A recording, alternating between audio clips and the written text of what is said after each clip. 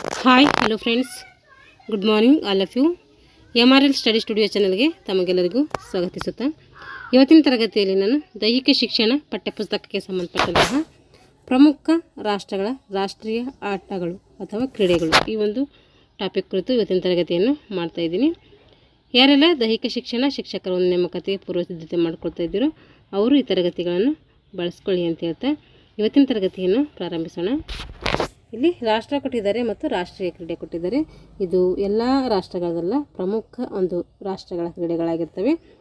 ಇನ್ನೂ ಬೇಕಾದರೆ ನೀವು ಎಕ್ಸ್ಟ್ರಾ ಆ್ಯಡ್ ಮಾಡ್ಕೋಬೋದು. ಭಾರತದ ರಾಷ್ಟ್ರೀಯ ಕ್ರೀಡೆ ಅಂತೇಳಿ ನಾವು ಯಾವುದನ್ನು ಗುರುತಿಸ್ತೀವಿ ಅಂದರೆ ಅದು ಹಾಕಿ. ಆದರೆ ಹಾಕಿ ಅಂಥೇಳಿ ಎಲ್ಲಿ ಪರ್ಟಿಕ್ಯುಲರಾಗಿ ಕೊಟ್ಟಿಲ್ಲ. ಆದರೆ ನಾವೇನು ಮಾಡ್ತಾಯಿದ್ದೀವಿ ಅಂದರೆ ಹಿಂದಿನಿಂದಲೂ ಭಾರತ ರಾಷ್ಟ್ರೀಯ ಕ್ರೀಡೆ ಹಾಕಿ ಅಂತೇಳಿ ಹಾಕ್ತಾಯಿದ್ವಿ.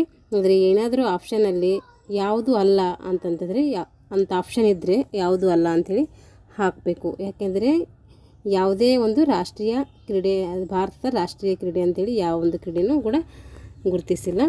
ಹಾಗಾಗಿ ಭಾರತ ರಾಷ್ಟ್ರೀಯ ಕ್ರೀಡೆ ಯಾವುದೂ ಅಲ್ಲ, ಹಾಕಿ, ಫುಟ್ಬಾಲ್ ಈ ಥರ ಎಲ್ಲ ಕೊಟ್ಟಿದ್ರೆ ಯಾವುದೂ ಅಲ್ಲ ಅಂತ ಹಾಕಬೇಕು. 4 ಆಪ್ಷನ್ನು ಹಾಕಿ, ಫುಟ್ಬಾಲ್, ಕ್ರಿಕೆಟ್ ಈ ರೀತಿ 4 ಗೇಮ್ಸ್ಗಳೇ ಕೊಟ್ಟಿದ್ದರೆ ಅಲ್ಲೇನು ಮಾಡಬೇಕು, ನಾವು ಅನಿವಾರ್ಯವಾಗಿ ಹಾಕಿ ಅಂಥೇಳಿ ಹಾಕಬೇಕು.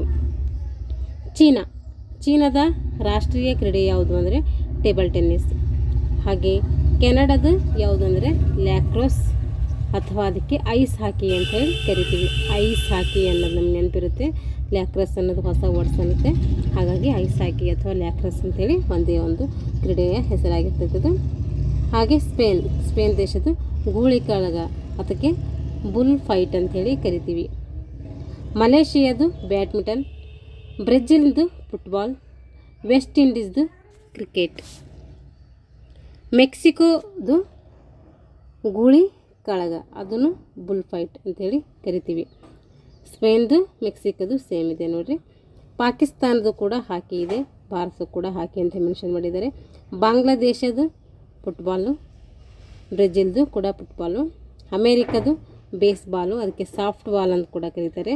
ಇಂಗ್ಲೆಂಡ್ದು ಕ್ರಿಕೆಟು, ವೆಸ್ಟ್ ಇಂಡೀಸ್ ಕೂಡ ಕ್ರಿಕೆಟು, ಆಸ್ಟ್ರೇಲಿಯಾ ರಗ್ಬಿ ಅಥವಾ ಕ್ರಿಕೆಟು ಎರಡಿದ್ದಾವೆ ಅದಕ್ಕೆ.